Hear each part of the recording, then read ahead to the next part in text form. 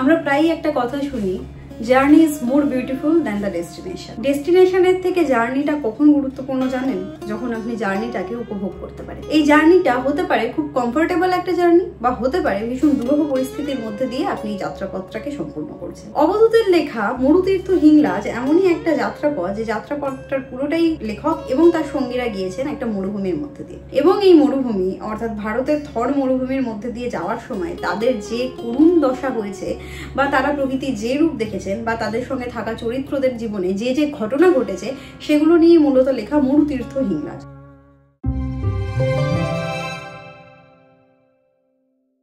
মরুতীর্থ হিংলাজ হচ্ছে একটি তীর্থস্থান। এই তীর্থ দর্শনে বেরিয়েছে একটা দল।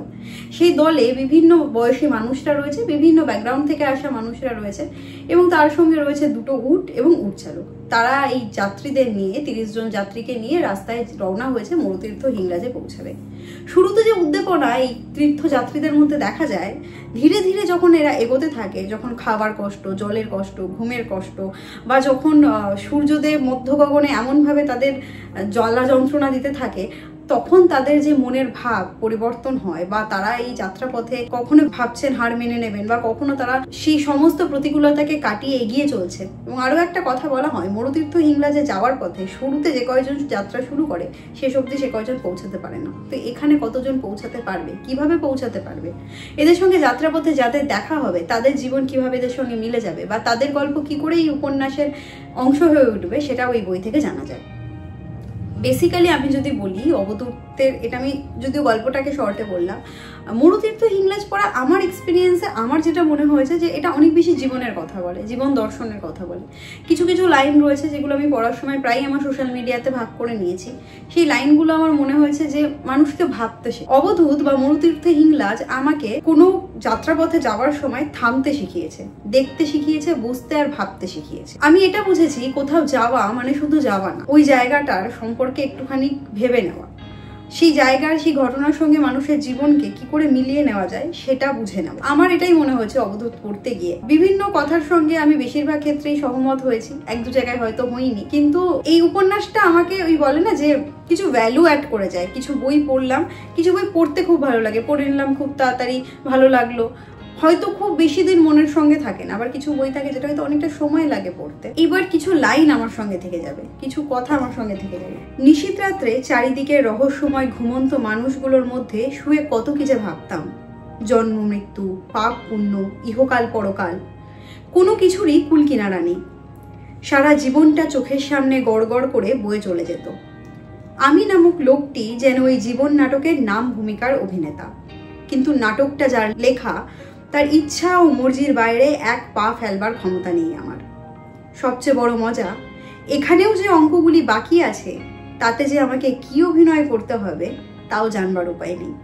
এই কথাটার সঙ্গে আমি বিশেষভাবে কানেক্ট করতে পেরেছিলাম। এবং আমি যেটা প্রায়ই বলি যে আমার মনে হয় যে আমরা কোনো স্ক্রিপ্টে জাস্ট প্লে করতে এসেছি, এবং আমার জীবন নাটকে আমিই নায়ক, বাকিরা আসবে, তাদের একটা পার্ট আছে, যতক্ষণ যার পার্ট থাকবে সে সেই অভিনয় করবে এবং তারপর চলে যাবে। আরো একটা আমি খুঁজতে গিয়ে পেলাম, সেটা হচ্ছে জগতে সবচেয়ে দুর্লভ বস্তুটির নাম কি?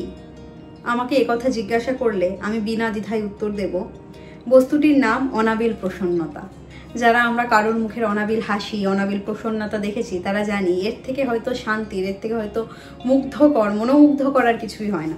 তো এরকম বহু লাইন এই বই আমাকে উপহার দিয়েছে। অবধূতের লেখা রেকমেন্ড করা বা না করার ব্যাপার না। অবধূতের লেখাটা আমার মনে হয় যে আপনি যদি একটু পরিণত পাঠক না হন, মানে বিগিনার পাঠক যারা, তারা একদম এড়িয়ে চলুন। একটু যারা নন ফিকশন পড়ার অভ্যাস আছে, বা একটু সিরিয়াস, যেখানে সেই গল্পের চটক নেই, হঠাৎ করে কোনো এক্সাইটমেন্ট নেই, বা হয় না যেটা একটা লাইট বই পড়তে গেলে হয়, বা একটা সুন্দর প্রেমের উপন্যাস পড়তে গেলে হয়, যেমন এই মুহূর্তে আমি অম্বুবাচী পড়ছি, সেটা পড়ার সময় যে একটু পরপর একটা হাসি, একটা ভালো লাগা, একটু মন খারাপ, এরকম কিছু নেই।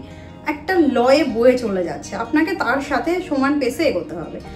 ও মানে অবধূতের লেখা মরুতীর্থ হিংলাজ তার মতন করে একটা গতিতে এগোবে, আপনাকেও তার সাথে এগোতে হবে। যখন তারা বিশ্রাম নিচ্ছে আপনিও বিশ্রাম নিতে পারেন, কিন্তু কোথাও গতি ভীষণ জোরে হবে না, কোথাও ভীষণ স্লথ হবে না। মরুভূমির যাত্রাপথ যেমন হয় এই বইয়ের যাত্রাপথ সেরকমই। আপনি যদি জীবন দর্শন ভালোবেসে থাকেন, আপনি যদি অ্যাডভেঞ্চার ভালোবেসে থাকেন, আপনার যদি এরকম জায়গা মানে মরুভূমি হোক, এখানে জঙ্গল নেই, মরুভূমি বা এরকম আলাদা জীবনযাত্রা বা সেখানকার যে চ্যালেঞ্জেসগুলো এগুলো নিয়ে পড়তে ভালো লাগে, তাহলে অবভিয়াসলি অবধূত পড়ুন। অবধূত আরও কারা পড়বেন? যারা জীবন দর্শন নিয়ে ভাবেন, জীবন নিয়ে ভাবেন, জীবনকে অন্য অ্যাঙ্গেল থেকে দেখতে চান, যারা একটু ছক ভাঙা বই পড়তে চান, তারা অবশ্যই পড়ে দেখতে পারেন। আমি বারবার বলবো যারা নতুন পাঠক তারা বিশেষভাবে এড়িয়ে যান, কারণ এই বইটা তাদের কাছে বোরিং ছাড়া আর কিছুই হবে না। মিত্র ঘোষ থেকে প্রকাশিত এই বইয়ের মুদ্রিত মূল্য রয়েছে 250 টাকা। এই বইটা আমার এই বছর পড়া যে বইগুলো আমার বেশ ভালো লেগেছে তার মধ্যে একটা বই। আমি অনেক দিন সময় নিয়ে বইটা শেষ করলাম, বাট ফাইনালি আমি শেষ করেছি। 2023-এর নদিয়া জেলা বইমেলা থেকে কিনেছিলাম, মানে 1.5 বছরের মাথায় বইটা আমি শেষ করলাম। যারা যারা পড়েছেন অবধূতের অন্য লেখা তারাও আমাকে জানাবেন। আমি যেমন উদাহরণপুরের ঘাট এরপরে পড়ার ইচ্ছা আছে, যারা এই বইটা পড়েছেন তারা জানাবেন কেমন লেগেছে। আজকে ভিডিও এখানেই শেষ করছি, দেখা হবে পরের দিন পরের কোনো ভিডিওতে। ততক্ষণ ভালো থাকবেন, বই পড়বেন।